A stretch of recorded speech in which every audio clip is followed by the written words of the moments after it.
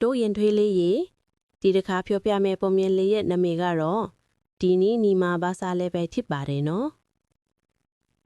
နီမာနဲ့မိတ်ဆက်လိုက်ပါအောင်တင်လို့ပဲသူမကအစားအစာကိုအယမ်းကြိုက်တယ်အဲ့ဒါကြောင့်မလို့နီမာဟာအမြဲတမ်းစားနေတာပဲခွပ်ဝါဟွန်း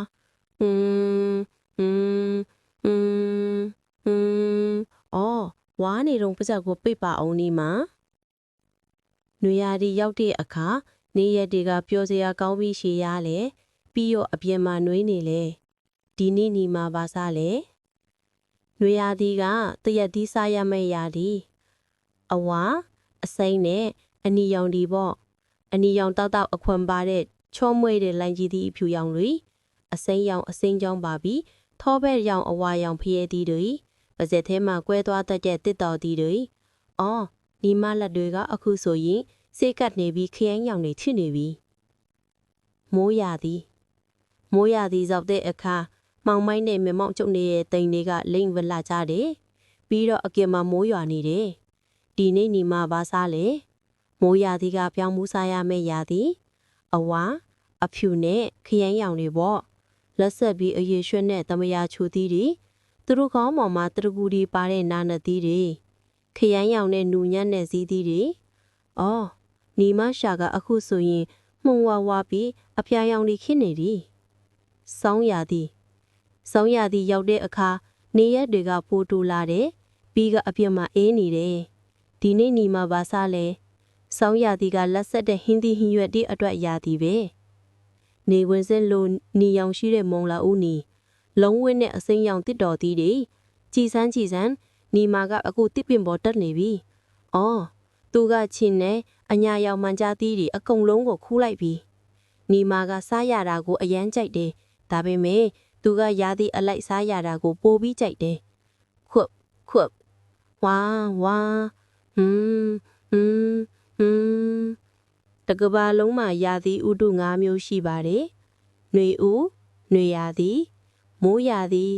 ဆောင်းဦးနဲ့ဆောင်းရာသီတို့ဖြစ်ပါတယ်ဒါပေမဲ့နီမာနေတဲ့နေရာမျိုးလိုအိန္ဒိယနိုင်ငံရှိအချို့နေရာတွေမှာတော့ရာသီဥတုတွေဟာနွေရာသီမိုးရာသီနဲ့ဆောင်းရာသီတို့ပဲဖြစ်ပါတယ်ရာသီအလိုက်စားသုံးပါနီမာလိုပဲသင်ဟာလဲတစ်နှစ်ပတ်လုံးမှာအယောင်သွေးဆောင်လင်းတဲ့အရာသာရှိတဲ့တစ်သီးနဲ့ဟင်းသီးဟင်းရွက်တွေကိုစားသုံးနိုင်ပါတယ်တစ်နှစ်ပတ်လုံးမှာဘယ်တစ်သီးနဲ့ဟင်းသီးဟင်းရွက်တွေကိုစားရမလဲဆိုတာသင်သိစေဖို့အတွက်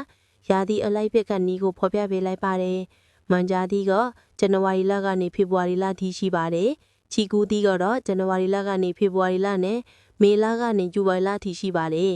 တစ်တော်သီးဟာမတ်လကနေမေလနဲ့အောက်တိုဘာလကနေနိုဝင်ဘာလထိပါရှိပါတယ်အရေးရွှဲနဲ့အသီးနှံကတော့မတ်လကနေမေလနဲ့အောက်တိုဘာလကနေဇန်နဝါရီလထိရှိပါတယ်တရက်သီးကတော့မတ်လကနေဩဂတ်လထိရှိပါတယ်ဖရဲသီးကတော့ဧပြီလကနေဇူလထိရှိပါတယ်လိုက်ကြီးသီးကတော့မေလကနေဇူလထိရှိပါတယ်ဇီသီးကတော့မေလကနေဇူလိုင်လထိရှိပါတယ်ပြောင်းမှုကတော့ဇွန်လကနေဩဂတ်လထိရှိပါတယ်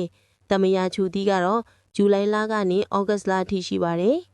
တစ်တော်သီးမာလာကသီးကတော့အောက်တိုဘာလကနေဖေဖော်ဝါရီလထိရှိပါတယ်